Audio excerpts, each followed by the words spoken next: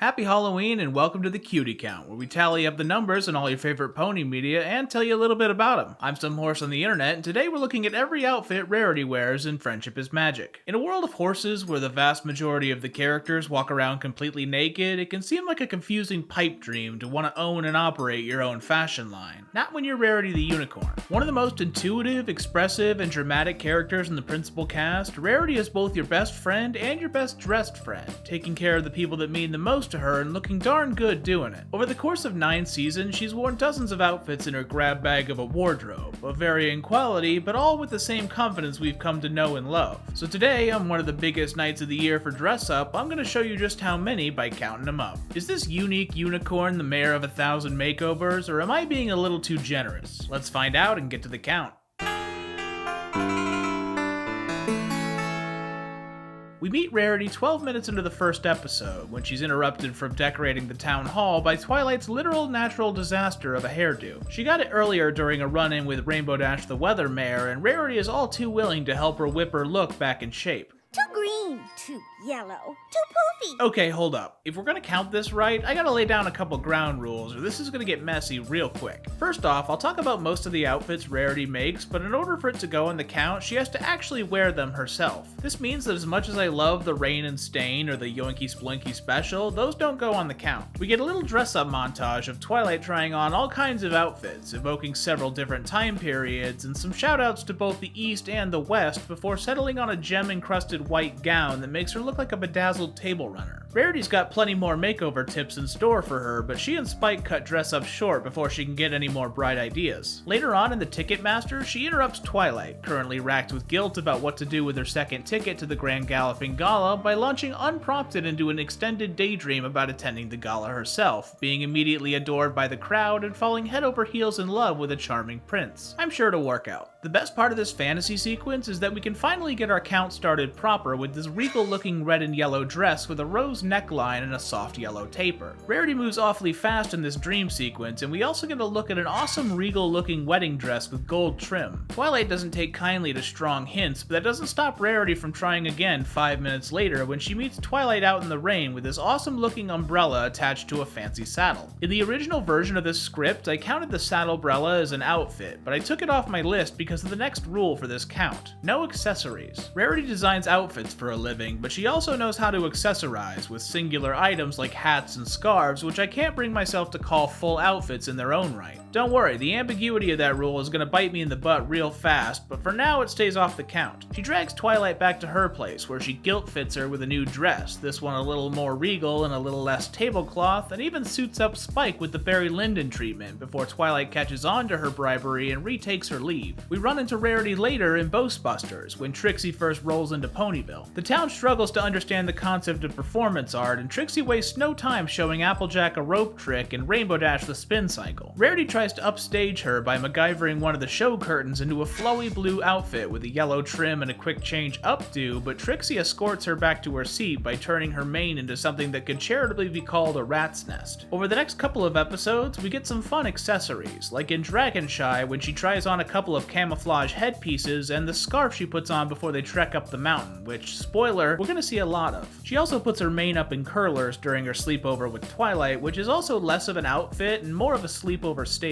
On their way to mop up Zecora and bridal gossip, the gang stumbles through some poison joke, and they all wake up looking like someone hit random on the world's worst character creation screen. Rarity gets the worst of it when the poison joke gives her the Commodore treatment, got her looking like one of Beck's album covers. But I'm not gonna count it because of rule number 3, no phase changes. Rarity and the gang regularly come into contact with their fair share of magic over the course of the series, some of which temporarily alters their physical form, but as wonderful as she looks as a crystal or sea pony, I'm not counting those, since they're no more a costume than Gregor Samsa or Alphonse Elric in his suit of armor. After getting her style back in order, we get a look at the vest that Rarity designed for Twilight's first ever winter wrap-up. Ponyville delegates duties every winter to different departments, like they were organizing for Ciderfest. If you see me there, come say hi. Everyone in Ponyville wears a different colored vest to signify which area of cleanup they're assigned to.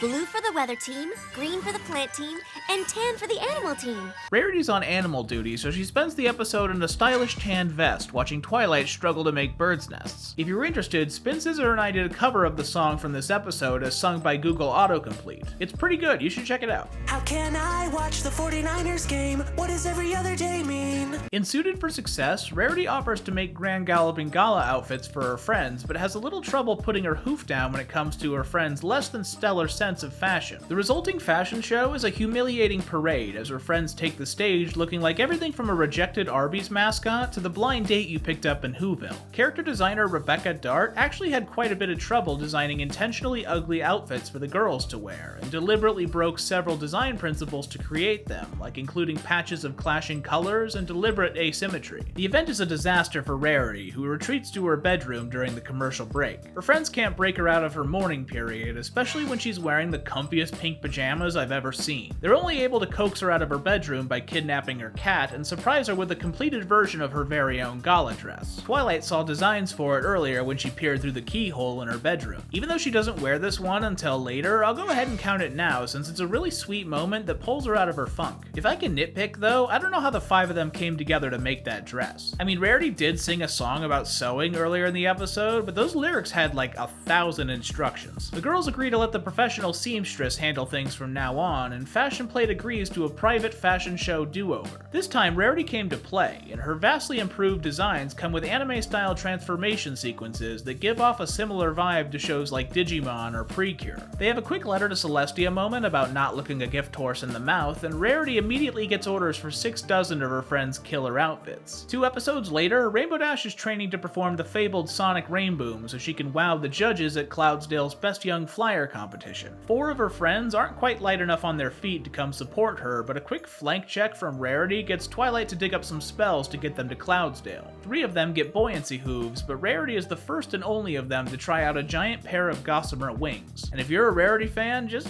grit your teeth, this part will be over soon enough. They've got some time before the competition, so they decide to take a tour of the city. On their way to the weather factory, Rarity wastes no time piloting her very own showboat, getting horse-called for her new wings by some construction ponies, and the attention goes straight to her head. At the factory, she and her friends are decked out in swanky white uniforms and hard hats. Safety's important. Rarity continues to get lost in her own head, causing a disturbance in the production line and flirting with some of Dash's childhood bullies. Go ahead, every pony. Photos are encouraged.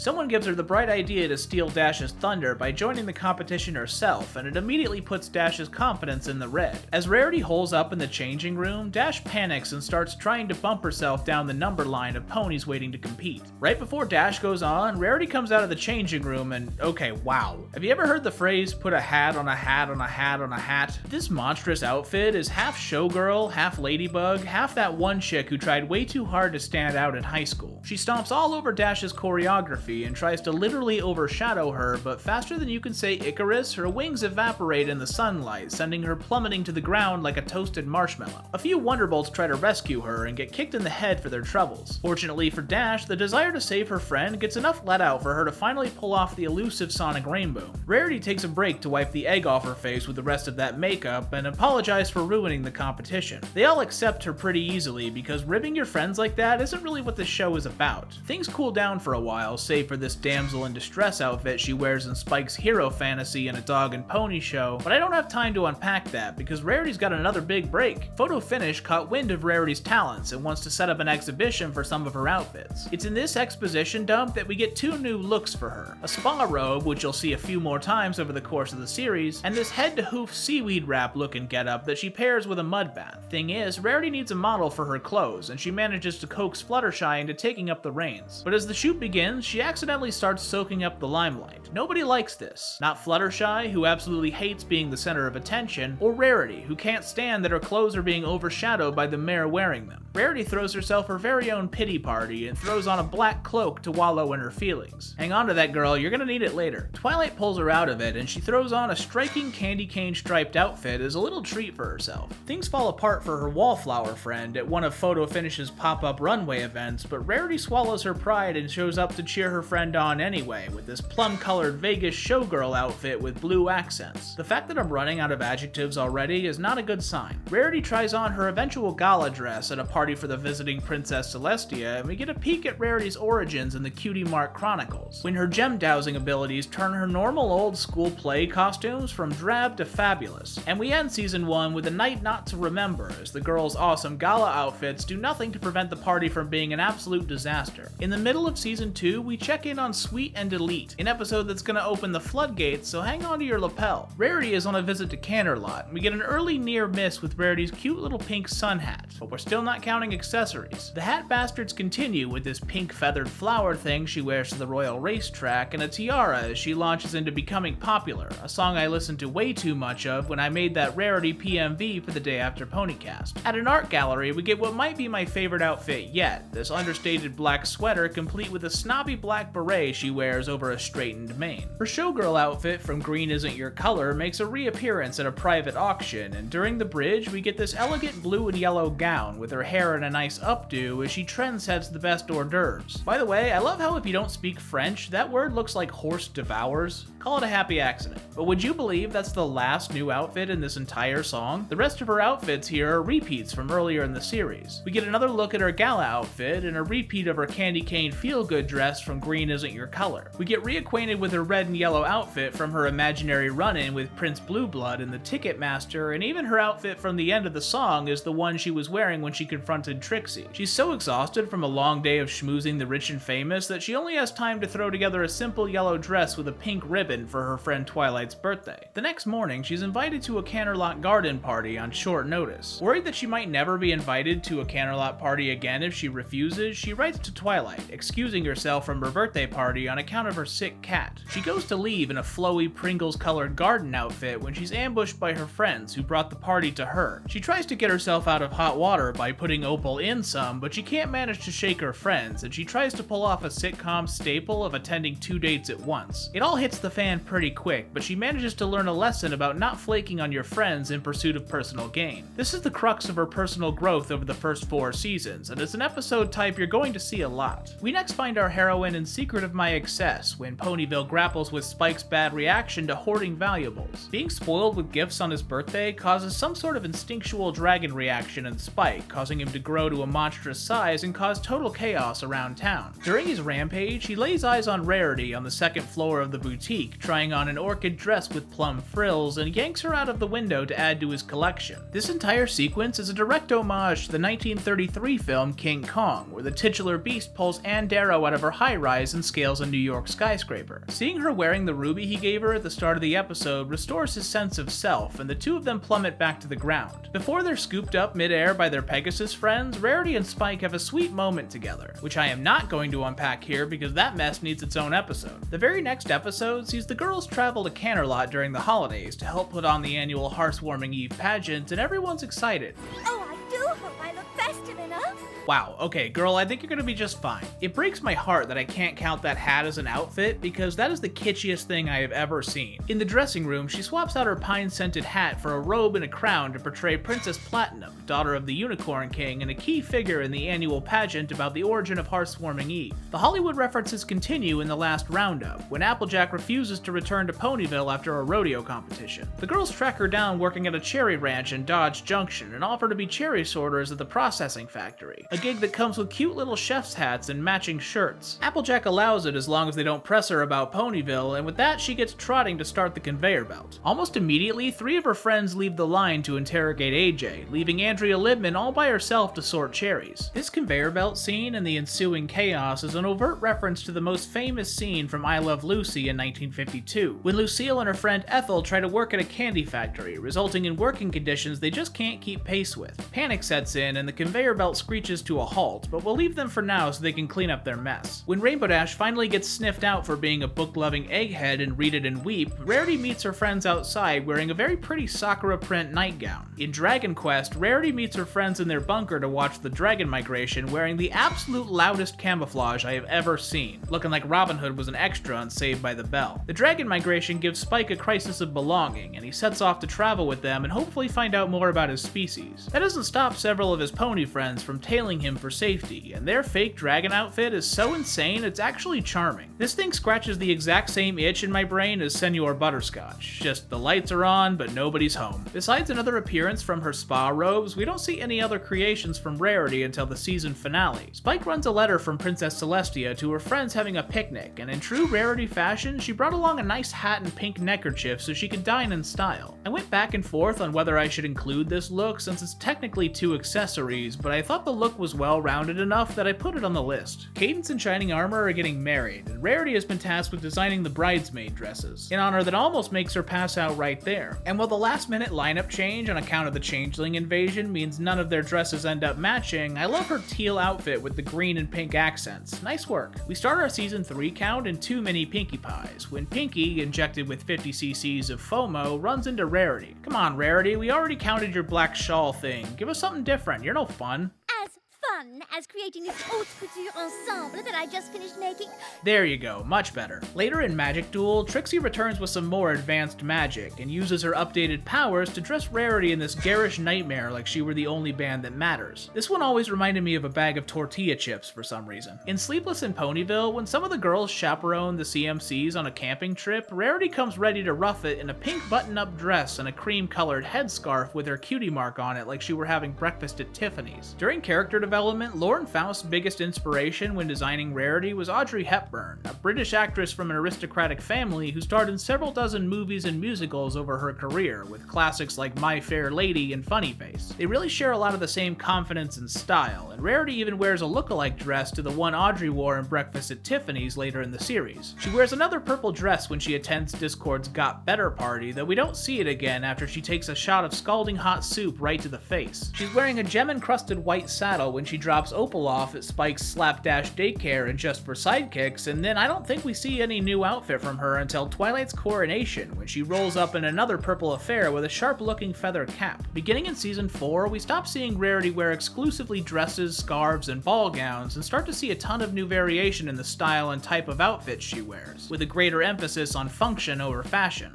Never tell any pony I said that. For example, in Power Ponies, the gang gets absorbed by a magic comic book and obtains superhero personas based on notable comic book superheroes like Cyclops, Wonder Woman, and The Flash. Rarity was redubbed as Radiance, a Green Lantern homage with a gem-encrusted jumpsuit and mask and the ability to create things with her energy, though it's charming that she usually sticks to things like tea sets and parasols. The very next episode, she shows up to take care of a bat infestation with a super sick hazmat suit with a visor window that does nothing except intensify this freaky bat jump scare. She wears a modest purple shawl when she gets to see Henny of the Hills with her friends, but only after salvaging a Fashion Week win from the jaws of defeat by repurposing soap, room keys, and other hotel room decor. It's goofy, but her models sell it, which has more to personal confidence than what you're wearing or where it came from. That's usually Rarity's MO when it comes to solving problems. Dressing up gives her more confidence, and that extra confidence inspires her to try more looks, like a fashionable cycle of positive reinforcement. When that cycle works, it's amazing to watch come together, but when it falls off, well... Who's our next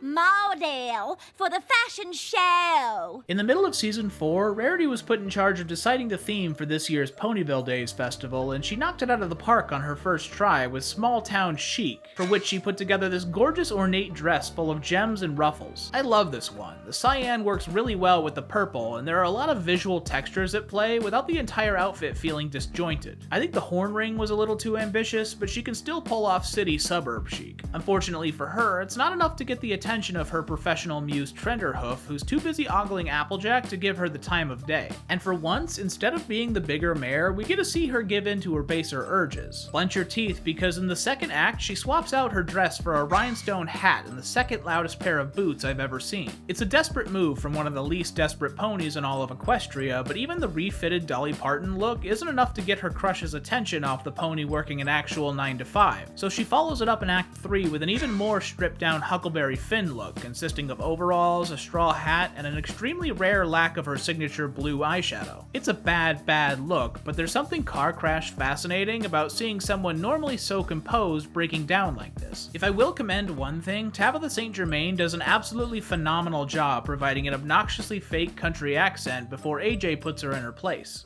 I, on the other hoof, couldn't care less how I look, long as I get the chores done. By Philly Vanilli, she's back to her old self, singing in Ponyville's hottest a cappella group, the Ponytones, decked out in their signature barbershop-inspired sweater vest and striped bow tie. And when she appears in It Ain't Easy Being Breezy's, it's for a one-off gag involving the biggest road hazard I've ever seen, a blindingly bright outfit and jacket that I would describe more if I could see the darn thing. I'm not even sure there's clothes under that through my burned retinas. Things gotta be more sequined than physical matter. Just a reminder that I won't be counting Rarity's temporary phase change into a Breezy, nor will I count her rock hat she wears to try to impress Maud in her premiere episode. Mostly because it's just an accessory, but also because it's not even that well put together. She literally just glued some rocks to a hat. Rare L for her. In her sister's episode, For Whom the Sweetie Belle Toils, she makes some really professional outfits for her sister's play and an awesome looking headdress for Sapphire Shores. When Rainbow Dash is prepping for the written portion of her Wonderbolts exam, the writers tried to squeeze Rarity into the episode by teaching the history of the Wonderbolts through fashion. She gets to model the original Wonderbolts uniform, but the rest of the girls got to model some of the other historic looks from the Wonderbolts closet. I give the gold medal to Fluttershy as Admiral Fairy Flight, mostly because of the cute-ass hat, but Twilight also does a mean cosplay as Commander Easy Glider. It's the shades. Rarity also sneaks in one more costume during the Act 3 magic trick when she makes an extra cameo appearance on the ground as the Princess Luna to Fluttershy's Celestia. And we cap off Season 4 with the main six in their Super Saiyan forms, which I can't count, but just look at this thing. It's the gaudiest look I've ever seen, and I sat through Sonic Rainboom, but I actually like them because of how over the top they are. Season 5's Tanks for the Memories isn't about Rarity, but it does include our first look at Rarity's winter look, a fur cap, snow shades, and matching mint snowshoes. It's one of her more reliable looks, and one you'll see a lot. When she returns to the Grand Galloping Gala and Make New Friends But Keep Discord, it's unfortunate that the dress that eventually gets smoothed up is this lovely diamond patterned gown with an attention-grabbing headpiece. Though Rarity likes to dress in most colors of the rainbow, this particular saturated shade of purple is easily the one most commonly used in her wardrobe, appearing in several of her most eye-catching designs. It's a shade analogous to her mane and tail, sitting right next to each other on the color wheel, which is why you'll see a lot of it and adjacent colors like cyan and other lighter shades of blue. For a similar reason, you'll see hardly any green in her wardrobe, a color far enough away while still not being totally complementary. After designing the headdress and costumes for Sapphire Shores, Rarity puts the money from that job into Canterlot Boutique, her very own store in Canterlot. She's ready to debut a new series of dresses inspired by the princesses and surrounding architecture, of which I'm quite partial to Waterfilly, but none of which I'll put on the count, since she doesn't model any of them herself. There's just one problem. Welcome to the grand opening of Canterlot Carousel! Everyone has a character that rubs them the wrong way. I got a few of them myself, but Sassy Saddles is the proverbial pushpin under my fingernail. She was hired by Rarity to help run her second store because of her experience running several Canterlot stores in the past, but something about the way she tries to game the system with cute little on-brand bullet points and rename the dresses made by their actual designer drives me insane. My research shows that your Rain in Stain name was a play on words that was both very confusing and quite unappealing. I don't know, Sassy. Fashion Plate figured it out pretty quick, but you're right, the princess dress is a much more fitting name. Wouldn't want to be misunderstood. It's like your last job was coming up with episode titles for Friends. Next thing you know, she's gonna start calling Wheel of Fortune Word Show. But I'll begrudgingly allow it because the whole episode is about the concessions that creatives make when marketing their creations, but Rarity should still have pulled rank way sooner than she did. She gets another episode to herself in Rarity Investigates, when she arrives at her Canterlot shop to drop off the latest items in a new line called Femme Mystique Chic, a set of outfits inspired by her favorite fashion-based detective series, Shadow Spade. There's a fun rewatch bonus here when you notice that the 3 outfits on display are 3 of the dresses she wears while attempting to track down the culprit trying to frame Dash. You've got this simple flowing white one over the salmon second layer after Dash party fouls on it, the Shadow Spade look, a burgundy trench coat with a black hat partially inspired by Carmen Sandiego, and this third lush fur affair with a cobweb veil that feels unusually saucy as she presses the Canterlot guards for information.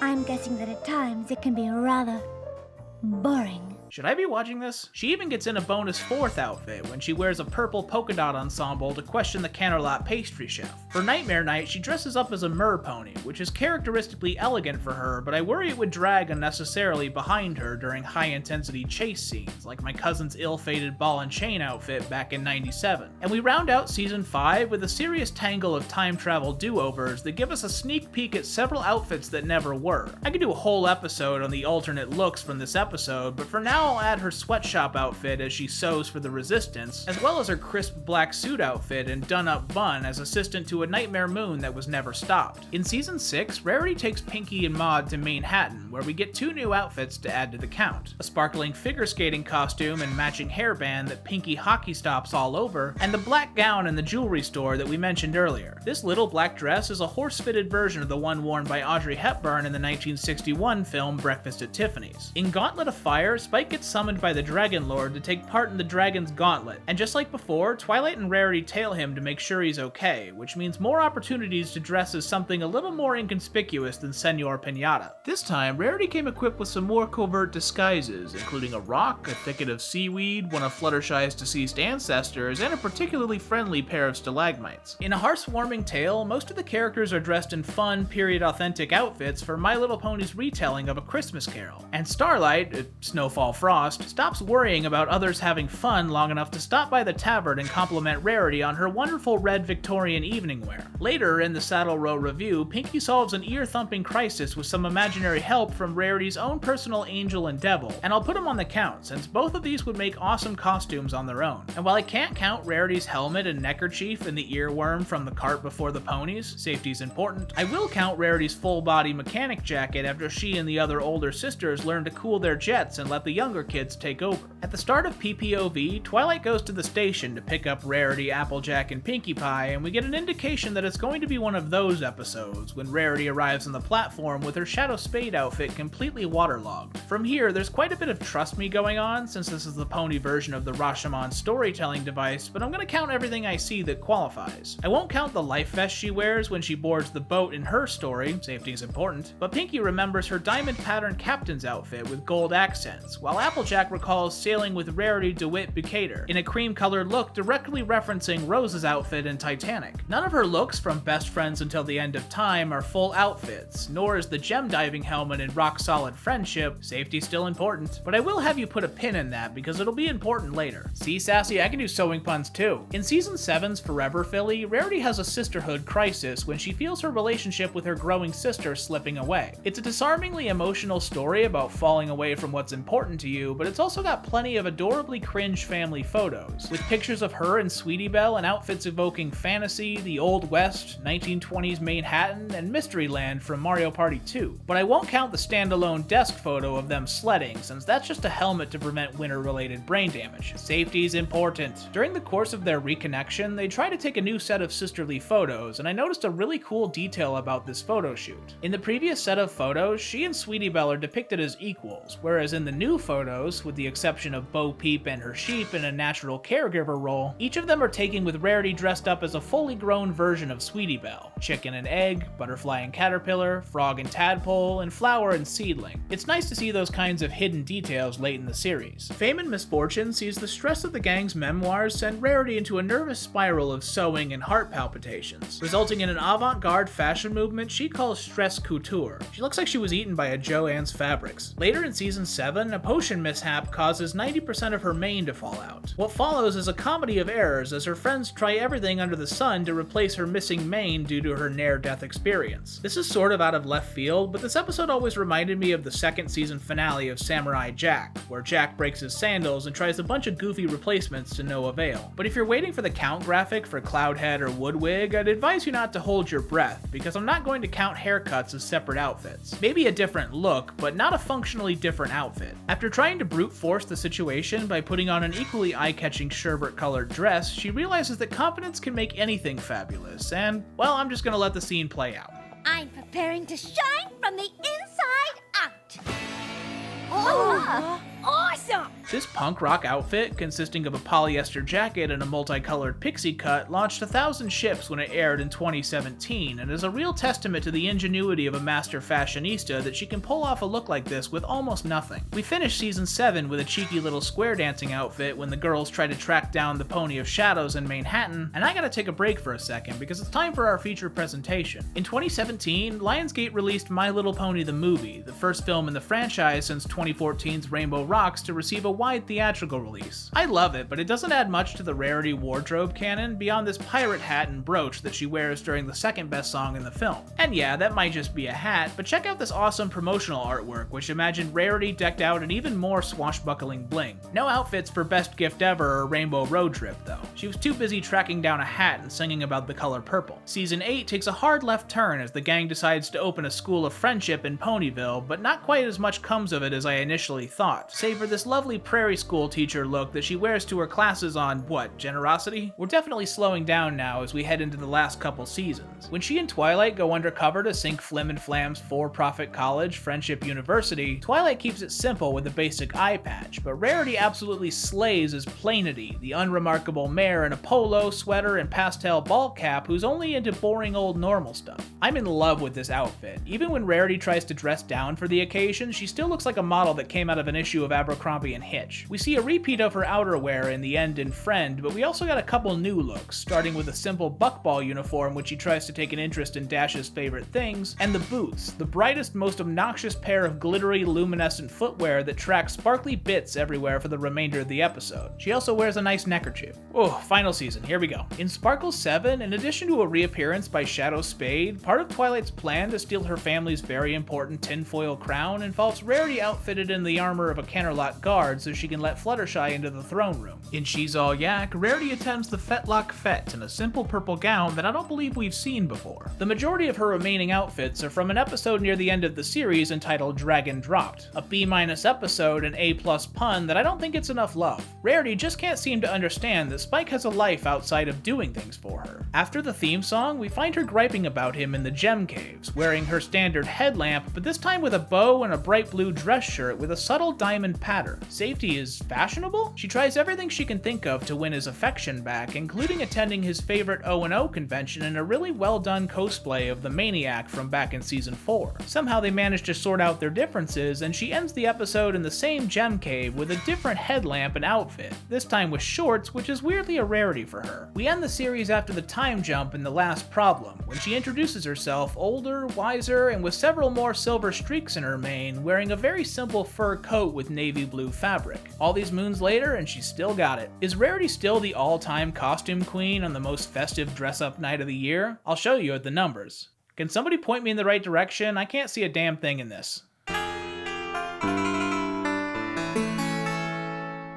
By my count, Rarity wore 86 different outfits over the course of Friendship is Magic, its 2 specials, and the 2017 movie. Season by season, her outfit game started off really strong and then petered out a little bit over the course of the series, except for that look at her photo album in Season 7. And with a series runtime of 84 hours and change, that means we had a brand new Rarity outfit almost exactly every hour. Take a break, girl, you get PTO for a reason. I'll give the golden gown for coolest outfit, say it with me, to her punk rock look from It Isn't the Main Thing About You. This award was super competitive, and there are a handful of looks that really hurt to snub, but there's just no topping this one. On top of being rad as hell and different from anything we've seen before, it's a testament to just how awesome Rarity can make someone look with a vision, some confidence, and a little creativity. Tin Tiara for worst outfit will go to her Huckleberry Finn look from Simple Ways. It wasn't just that it's a slapped-together look consisting of 2 untied elements, or that her hair wasn't completely curled, or that she appealed to a sense of deliberately dirty authenticity. More than that, it reeks of a designer who doesn't know their audience, which causes the whole look to come off as really mean-spirited. And that's it. Over the course of the series, Rarity went from a humble shop in her home to a 3-store empire, and she's responsible for a lot of the fun character design and visual identity of the show. I didn't even touch her looks from Equestria Girls or the comics, but maybe that's something I should tackle down the road. Until next time, I'm a guy whose entire fashion sense was derived from the Tony Hawk Pro Skater games. This has been the Cutie Count. Thanks a lot for watching this week's Cutie Count. The day after this episode comes out, I'll be a community guest for this year's Cider Fest in Milwaukee, where I'll be premiering an early cut of Tell Your Tale Reanimated. I've never been a guest before. I'm super excited to meet everyone. Stop by if you can. I'd love to meet you. Until next time, I'm some horse on the internet. Thanks for watching.